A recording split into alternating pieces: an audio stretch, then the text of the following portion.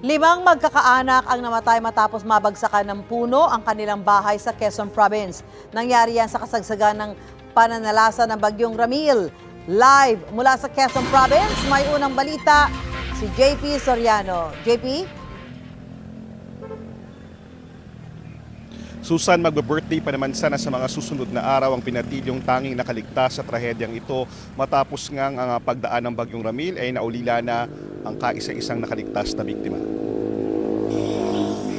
Ang kandilang itinirik na ito ang nagsisilbing paalala na minsang namuhay rito ang limang magkakaanak na sa isang iglap ay namatay matapos mabagsakan ng puno ang kanilang bahay sa kasagsagan ng Bagyong Ramil dito sa barangay Kawayanin sa Pitogo, Quezon Province. Ang tanging nakaligtas sa pamilya, ang 17 anyos na binatilyong si Richard, hindi niya tunay na pangalan. Kwento ni Richard na puruhan nang madaganan ng puno ang kanyang lolo, ina, amain at dalawang kapatid na edad 11 taong gulang at 5 buwang gulang na sanggol.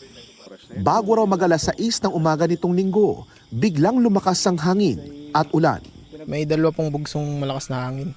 Yung isa pong hangin, medyo okay pa naman po. Tapos dun sa pangalawa pong bugso, dun na po mismong parang natumba po yung mismong puno. Ayon kay Richard at sa investigasyon ng pulisya, ang punong bumagsak ay dati na ring umanong sinubukang sunugin ng kanyang amain dahil alanganin na ang pwesto at pinangangambang makadisgrasya kapag may bagyo. Hindi raw ito natapos at inabutan na rin sila ng Bagyong Ramil. Wala pong nakaisip na lumikas. Hindi din po naisip na gano'n nga po, mangyayaring gano'n. Sa gitna ng ulan at hangin, dali-daling humingi ng saklolo si Richard at sinuong ang bagyo papunta sa mga kapitbahay. Nang dumating ang mga rescuer, wala na ang pamilya ni Richard. Una po yung mama ko, kasi lagi po kaming tsaka magbe-birthday po ako ngayong 31 na wala po silang lahat. Ang tiyahin ni Richard naghihinagpis na dinatnan sa punerarya ang mga kaanak pagka-uwi niya galing ng Metro Manila. Sobrang sakit po. Lalo na po magbe-birthday po yung papa ko. Magbe-birthday po yung papa ko, tas yung dalawa ko pong pamangkin.